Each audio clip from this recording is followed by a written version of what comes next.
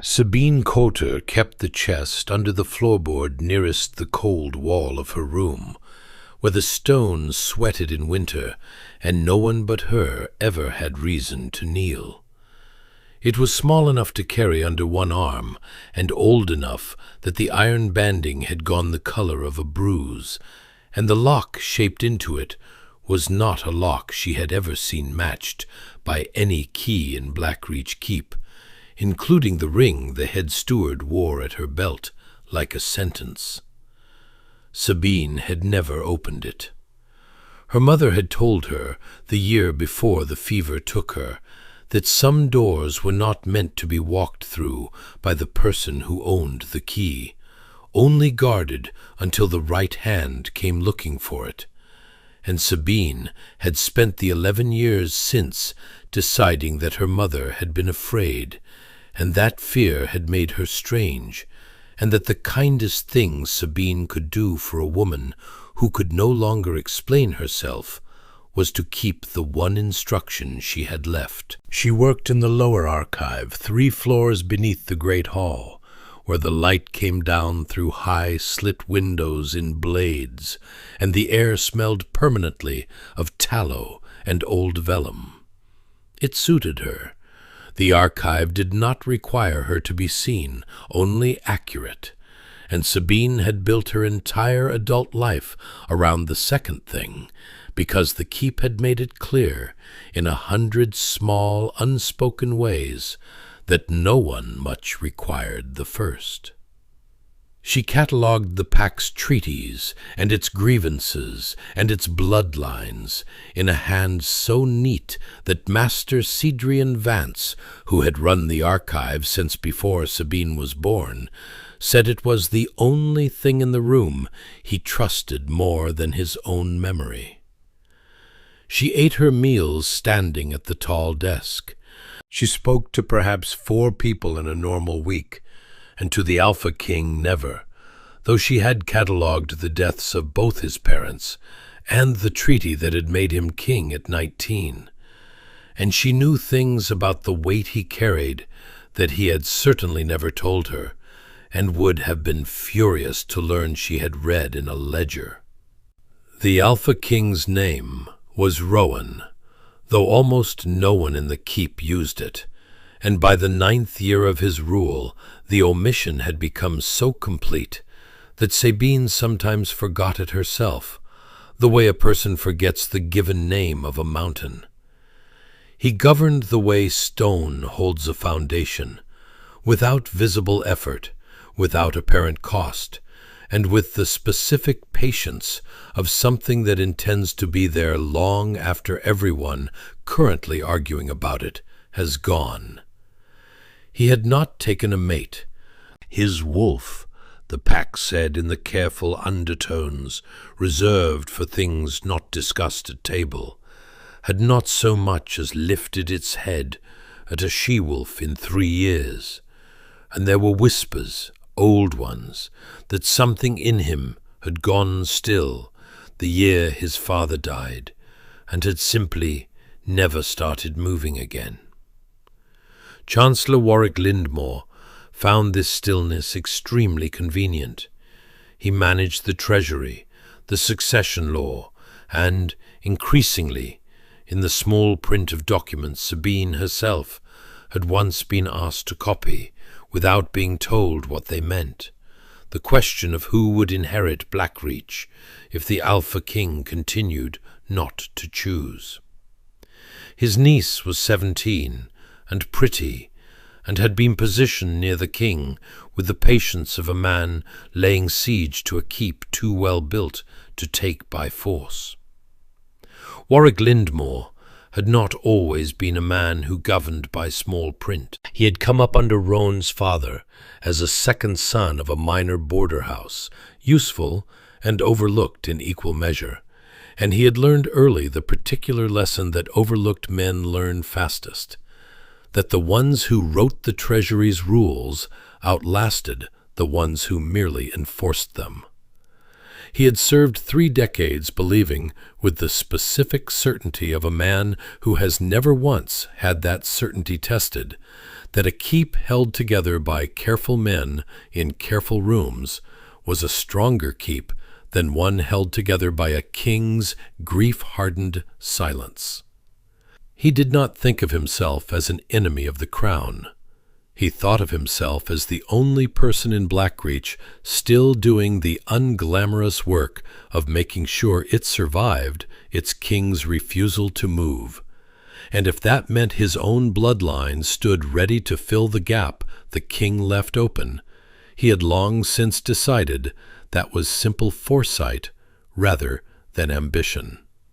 Sabine had been in the archive 4 years when the wolves started watching her. It began in the training yard, which she crossed twice a day on her way to and from the scriptorium, always at the same hour, always along the same worn line in the gravel.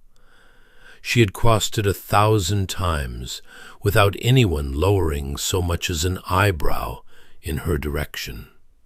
On a gray morning in early spring, 3 wolves training in the yard, young ones, barely past their first shift, wrestling and snapping at each other the way pups always did, stopped mid-motion as she passed and lowered their heads, all 3 at once, ears back, in the specific posture the keep's own law texts called submission before rank. Their trainer, a broad-shouldered man named Emmerich, who had never once acknowledged Sabine's existence in 4 years of crossing his yard, went white and said nothing, which was somehow worse than if he had. It happened again 3 mornings later, and then it did not stop happening. And by the end of the 2nd week, Sabine had begun crossing the yard by the longer route through the kitchens, simply to avoid the particular silence that fell over any wolf, trained or untrained, the moment she came within 30 feet of them. She told no one. There was no one to tell, who would not either laugh at her or report her, and Sabine had learned very young which of those 2 outcomes she preferred least. The Alpha King heard about it from Emmerich before he heard about it from anyone with real authority to bring it to him, which told him, before he had even met the woman in question, that whatever was happening had already outpaced the keep's willingness to name it directly. He did not go to the archive. He told himself this was because a king, investigating rumors about a scribe, would give the rumor more weight than it deserved, and some other, quieter part of him understood this was not the reason, and he did not examine that part very closely, because examining it had never once in 9 years led anywhere he wanted to go. He went instead to the vault beneath the chapel, where the pack kept its oldest bindings. Treaties, written before written language, had fully settled into the shape it wore now. Seals no living archivist could read without gloves and a steady hand.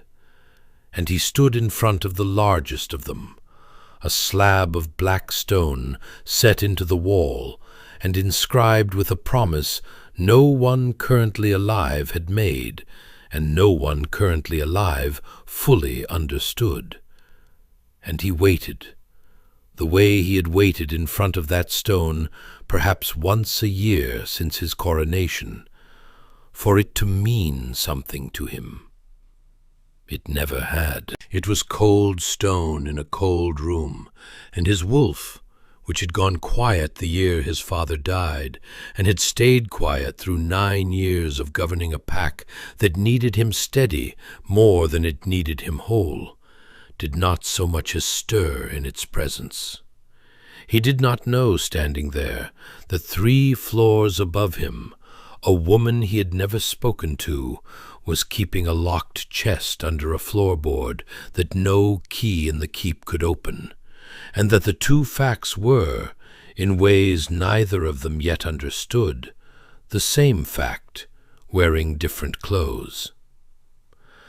The wolves' behavior reached the council before it reached the king directly, which was how Chancellor Warwick Lindmore preferred information to travel, since it gave him first opportunity to shape what everyone else would later remember hearing. Master Cedrian Vance was the one who connected it. He had spent 40 years in the archive and had outlived 3 Alpha Kings' worth of political fashion, and he had learned in that time to read the specific quality of silence that settled over a room when something old was waking up. He came to Sabine on a wet afternoon, found her transcribing a grazing dispute between 2 border villages with the particular focus of a woman who had chosen paperwork specifically because it never asked her anything back, and sat down across the desk from her without being invited, which he had never once done in 4 years. "How long have you had it?" he said. Sabine did not look up. "Had what, Master Vance?" "The thing you keep under your floor, that you think no one in this keep knows about." He said it without unkindness, the way a man states a fact he has already made peace with. 300 years ago, give or take a decade, nobody bothered to record precisely, this keep's founding seal went quiet. Not broken, quiet. The way a bell goes quiet when there's no one left to ring it. 286 years, Miss Colter, since anything in this keep answered to a bloodline the way those wolves answered to you in the yard this morning. Sabine set down her pen very carefully, the way she did everything when she did not want her hands to show what she felt. "It's a box," she said. "My mother's box. It doesn't do anything. I've never opened it." "I didn't say it was the box that was doing anything." Cedrian's eyes, pale and very old, held hers with a gentleness that was somehow more frightening than accusation would have been. "I said it's been 286 years, and whatever's waking up in this keep started the week I first heard your name attached to something strange. And I have spent 40 years in a room full of things that do not wake up for no reason." He told her, because she made him, in the flat, factual voice she used for everything that frightened her. Her mother had not been a laundress from the eastern villages, as the keep's records claimed. The records were wrong, or had been made wrong deliberately by someone with the authority to alter an archive and the reason to want a particular bloodline to look ordinary. Cedrian did not know whose hand had done it. He knew only that a name had been removed from the founding lineage 286 years ago. In the same decade, the seal in the chapel vault had gone silent, and that no one had ever satisfactorily explained why. Sabine went back to her transcription that evening because it was the only thing she knew how to do with hands that would not stop wanting to shake. And somewhere above her, in a hall she had never once been invited into, the Alpha King sat through a council session in which Chancellor Warwick Lindmore raised, gently, reasonably, the question of whether an archive worker with no verified lineage and an unexplained influence over the pack's youngest wolves ought to remain in a position of access to the keep's records. Rowan said nothing for the length of the argument, which unsettled the council more than an objection would have. He had learned early that silence, deployed correctly, did more work than a raised voice ever could, and he used it now while something in his chest, not the wolf, not yet, something quieter and older than the wolf, turned over slowly, like a man rolling in his sleep, toward a sound he has not consciously heard. He saw her for the first time 3 days later, and not by intention. He had gone down to the archive himself, without an escort, to settle a border matter Cedrian had flagged as urgent, and he found the room empty of the old archivist, and occupied instead by a woman kneeling on the stone floor with an injured hawk wrapped in her apron, working a splint of 2 quills and a strip of linen around its wing, with the unhurried precision of someone who had done this exact thing many times before and expected no thanks for it. The hawk was Emmerich's, a hunting bird that had taken a bad fall in the yard that morning, and that no one else had thought worth the trouble of saving. She did not notice him in the doorway. She spoke to the bird in a low, steady murmur that had no performance in it at all, not the voice of a woman who thought herself watched, but the voice of a woman doing a necessary thing, the same way she did every necessary thing, because it needed doing, and she happened to be the one there. Rowan did not enter. He stood in the doorway of his own archive and watched a woman he had never spoken to hold a dying bird's wing steady with hands that did not shake, and something in him that had not moved in 9 years went very still in a different way than his usual stillness, the way water goes still just before it begins to freeze. He left before she saw him, he told himself, walking back up through the cold stone corridors, that he had left because the border matter could wait until Cedrian returned, and the lie sat badly with him the entire way, because he had never in 9 years walked away from an urgent matter for a reason that small. The wolf, for the first time in 3 years, had lifted its head. He came to know her the way stone comes to know rain, not all at once, but through repeated small contact that changed the shape of him incrementally, each instance too small to notice until enough of them had gathered to be undeniable. He began finding reasons to be in the archive that he did not examine too closely. She began, without deciding to, speaking to him in complete sentences instead of the clipped, careful fragments she used with everyone else in the keep who outranked her, which was everyone.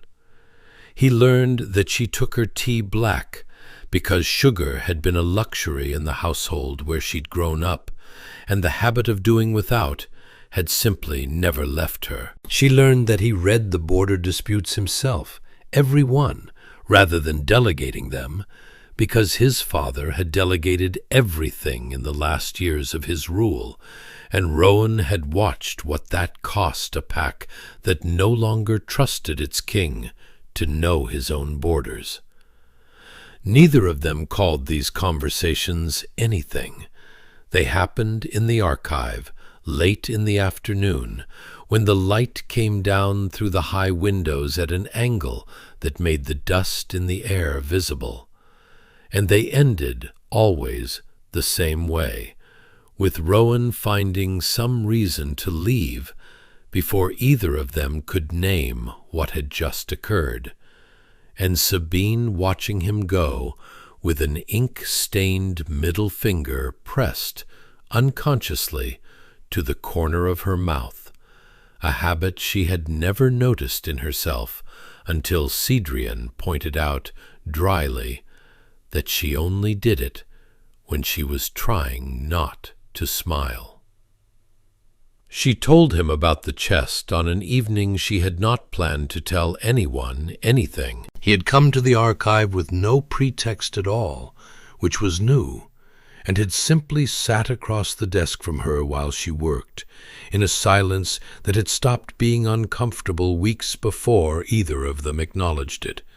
And she found herself talking before she had decided to, the way water finds a crack it did not know was there.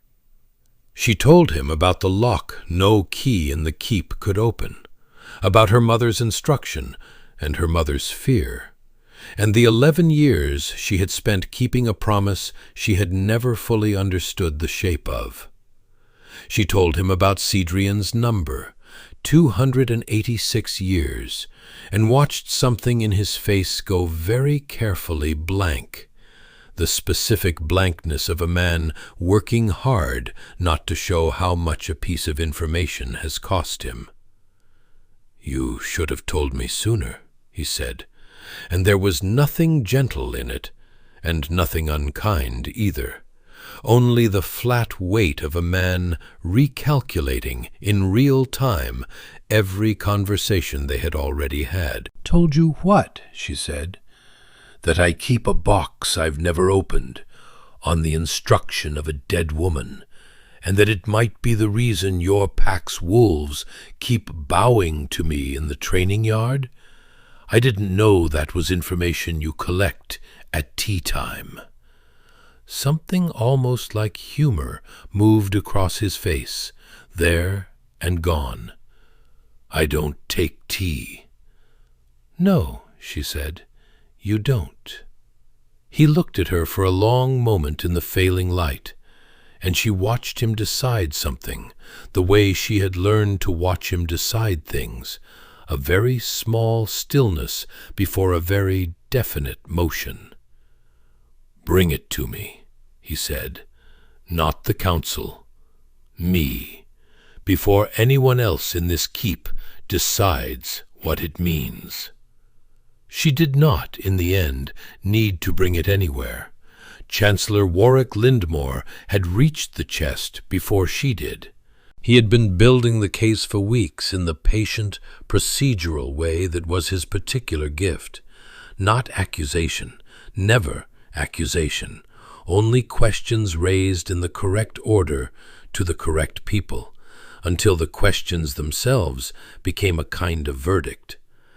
An archive worker with falsified lineage, wolves behaving strangely in her presence, which any reasonable counsel might read as manipulation rather than mystery. A hidden object, admitted by her own account to Cedrion Vance, that she had concealed from the keep for years. He did not need to prove she was dangerous.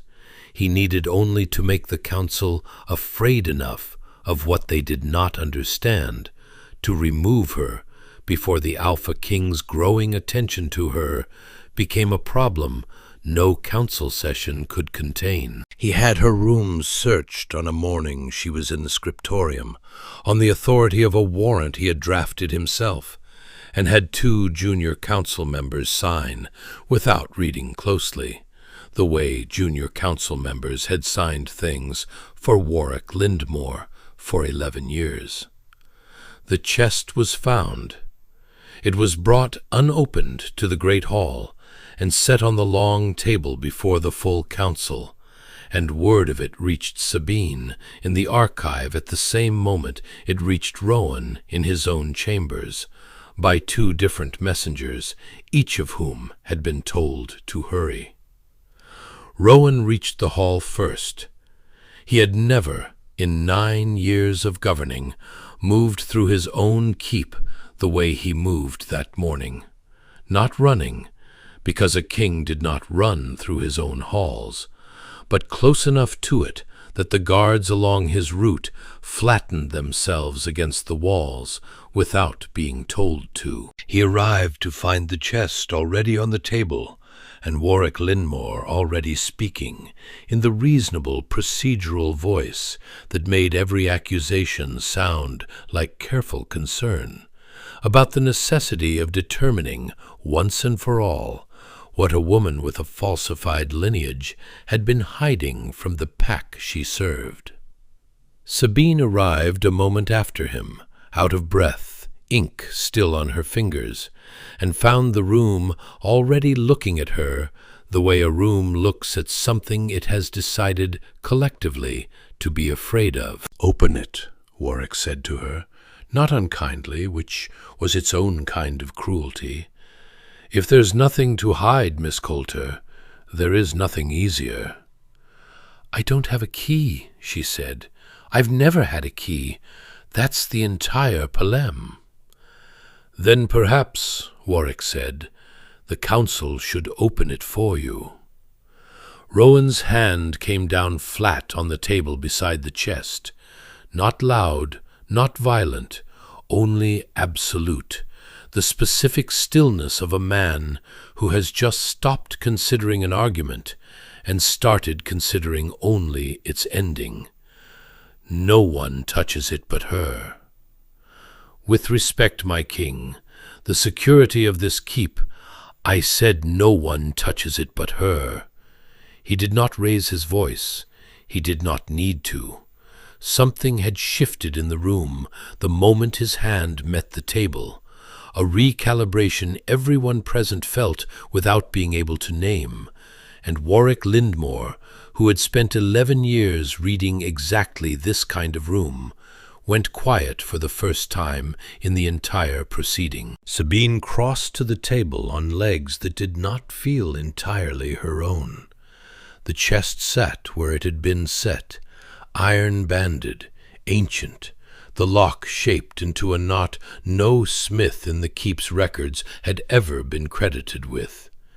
She had touched that lock 1,000 times over 11 years, testing it out of habit more than hope, and it had never once given.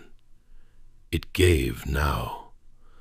There was no ceremony in it, no flare of light, no sound the council would later be able to agree on.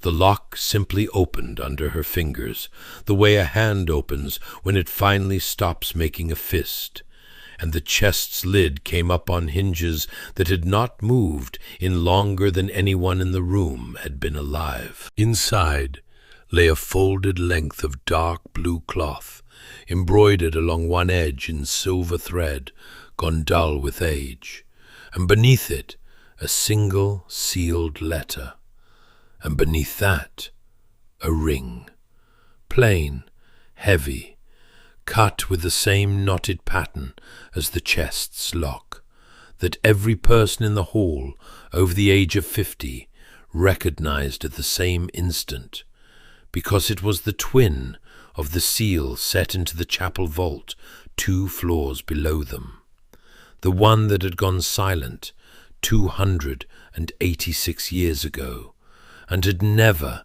in any living memory, been paired with a matching piece. Cedrian Vance, who had followed Rowan into the hall without being summoned, made a sound that was not quite a word. "That ring left this keep 286 years ago," he said, "with the second daughter of the founding line, sent east to marry into a pack that no longer exists, on the understanding that her line would carry the seal's other half until it was needed again. The record says she died without issue. The record," he said, looking at Sabine with an expression she had never seen on his face before, "has been wrong for 286 years. The letter, when Sabine's hands finally steadied enough to break its seal, was in a hand 3 generations older than her mother's, and it did not explain everything. Old letters rarely do. But it explained enough. A name changed to protect a line the writer had feared would be hunted for what it carried.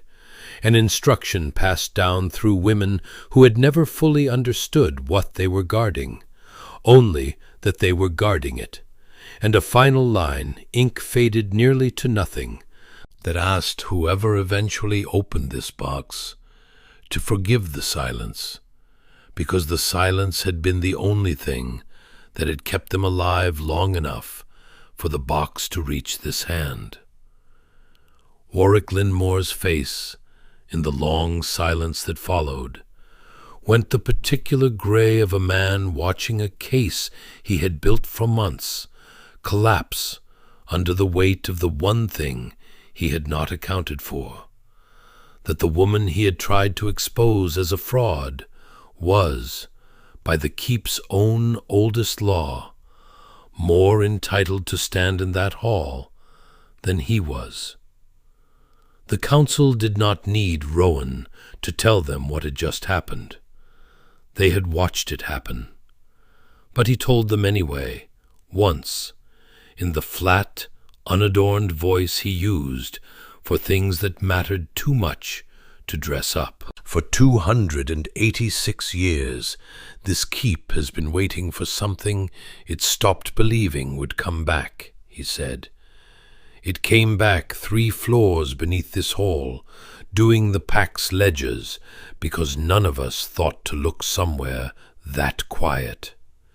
He did not look away from Sabine as he said it, and the room, watching him not look away, understood a second thing had just been said alongside the first, plainly enough that no one required it explained to them a second time. Warwick Lindmore was not destroyed that day.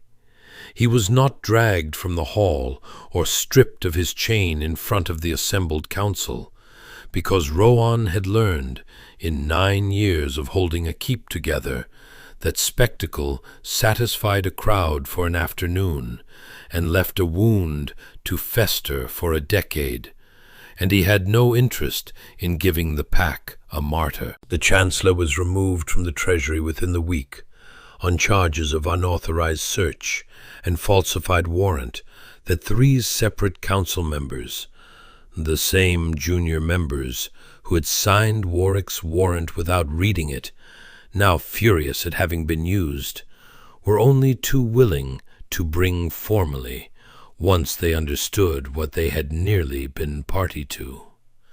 He was permitted to keep his lands and his name. He was not permitted ever again within the walls of Blackreach Keep, and his niece, whose position near the king had never once been her own idea, was quietly and kindly released from an obligation she had never wanted in the first place.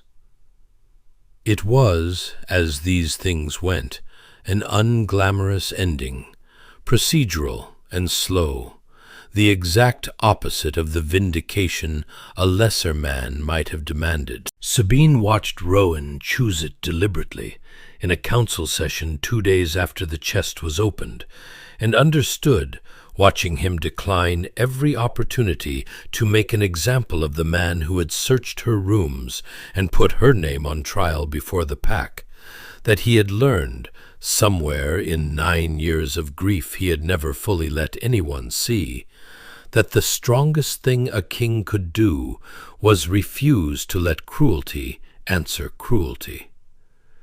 She did not go back to the archive that week. Cedrian insisted, not unkindly, that a woman who had just discovered she carried the other half of the keep's founding seal owed herself at least a few days of not transcribing grazing disputes, and Sabine, who had never in her life been given permission to simply exist without producing something, did not entirely know what to do with the offer. She spent most of it in the small walled garden behind the chapel, where the chest's contents, the cloth, the letter, the ring, sat now on a low shelf in her rooms rather than under the floor, because there was, finally, nothing left to hide them from. Rowan found her there on the second evening, not by accident this time, and did not pretend otherwise. He had removed his outer coat somewhere between the hall and the garden, and stood in the doorway, in shirt-sleeves, against the cooling air, with the specific, unbothered ease of a man who had spent most of his life either armored or armed, and had rarely had reason to be neither. And Sabine, looking up from the low garden bench, understood for the first time, not as an abstract fact she had been told by other people's careful silences, but as a thing she felt low in her own chest, exactly what 9 years of that stillness had been built on top of. The width of him filled the doorway, the way water fills a shape it has been poured into, without effort, without performance, only the plain fact of a body that had done hard things for a long time and had never once needed to announce it. A scar crossed the left side of his collarbone, old and pale, the kind of mark a man stopped noticing on himself decades before anyone else stopped noticing it on him. "Cedrian says you've been out here since noon," he said. "Cedrian talks too much." "Cedrian," he said, crossing to sit beside her on a bench, built for one person and made by his presence to feel considerably smaller, "has been saying that about every archivist he's outlived for 40 years. I don't think it's slowed him down yet."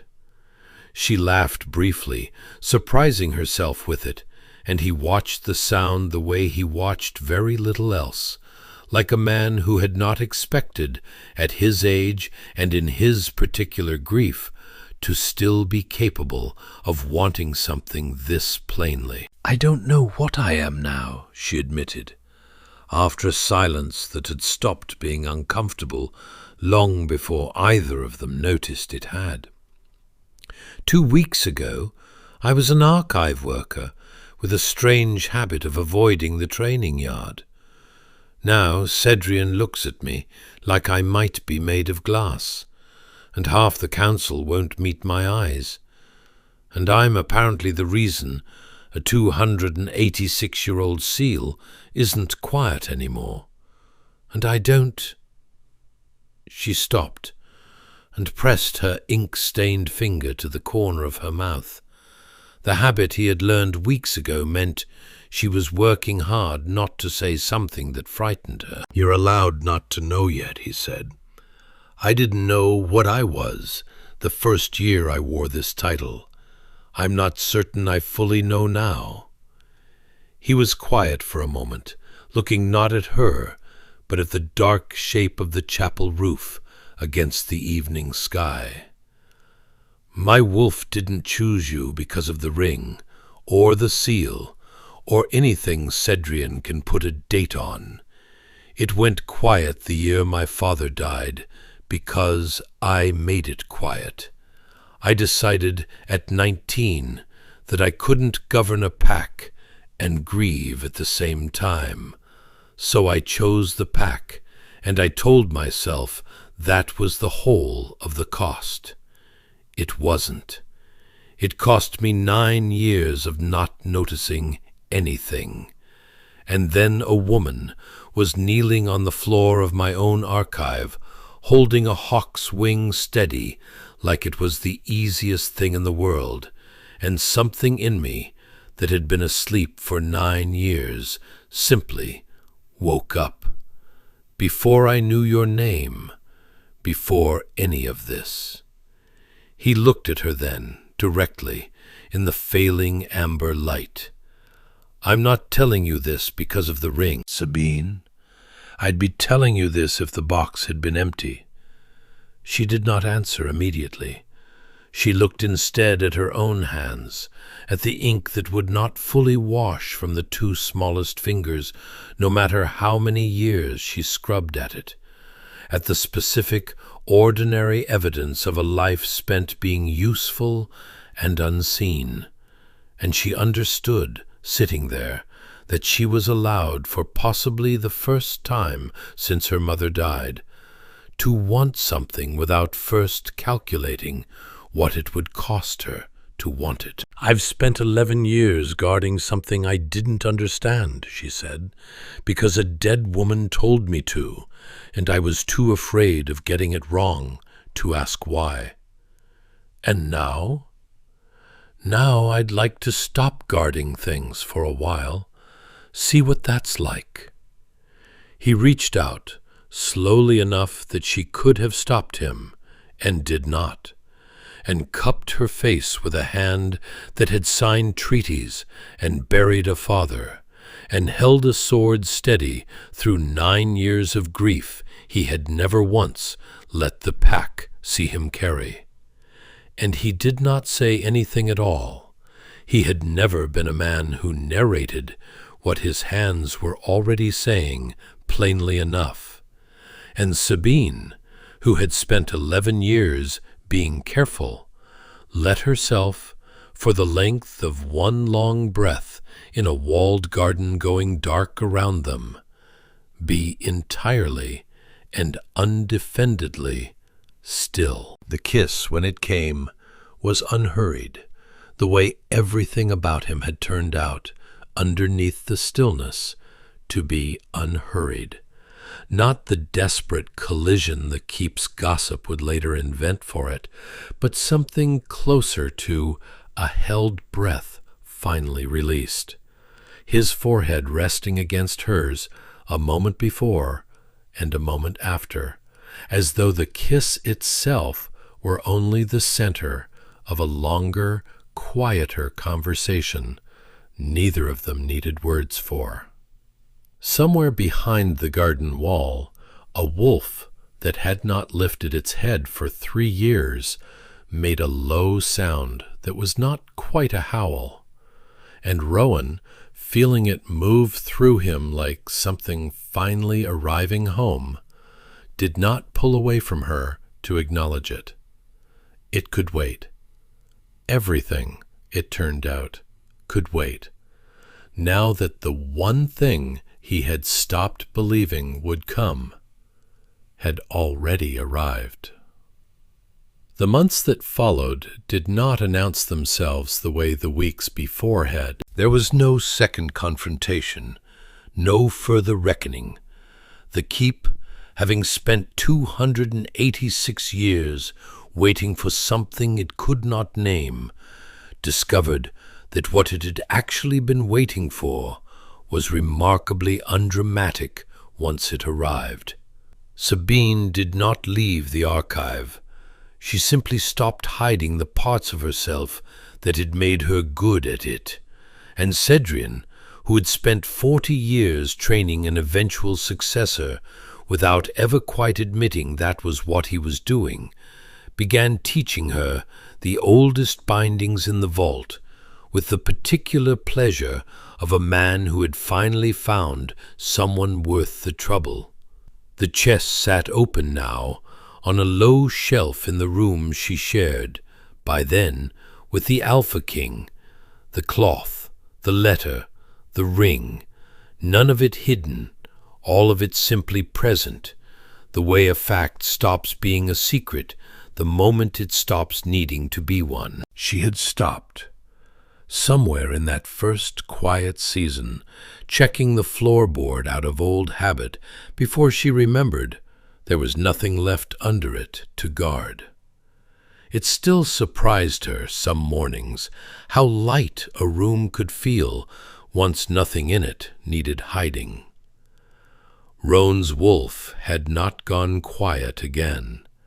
It showed itself some mornings in the courtyard below their window, larger than any natural wolf had a right to be, chest high to a grown man, dark as struck iron, and it went nowhere near her without him, because it had never been a separate thing from him, only the part of him that had woken first, and the pack had stopped whispering about it within a season, the way people stop whispering about anything that has simply become true. On a cold, ordinary morning in early winter, Sabine sat at the low writing desk in their rooms, with a cup of black tea going lukewarm at her elbow, transcribing, out of old habit more than necessity, since she no longer had to transcribe anything at all, a border dispute Rowan had brought her the night before, because he still, after everything, preferred to read them himself. He came in from the yard, with frost still on his shoulders, and the particular unhurried quiet he wore only in this room, and stopped behind her chair, and rested his chin against the crown of her head for a moment, without saying anything, reading over her shoulder the way he had once, months ago, stood in a doorway and watched her hold a hawk's wing steady, without knowing her name. "You've spelled the border village wrong," he said. "2 R's. You've never once corrected my spelling in your life." "I've never once had the nerve," he said. "You're terrifying with a pen." She reached back without looking and found his hand, ink-stained fingers against a palm that had signed treaties and buried a father, and 9 months ago cupped her face in a darkening garden, and neither of them said anything else for a long while, because there was, finally, nothing that needed saying that the quiet did not already say better. What would you have done if the one thing you'd spent your whole life guarding turned out to be the thing that finally let you stop guarding anything at all?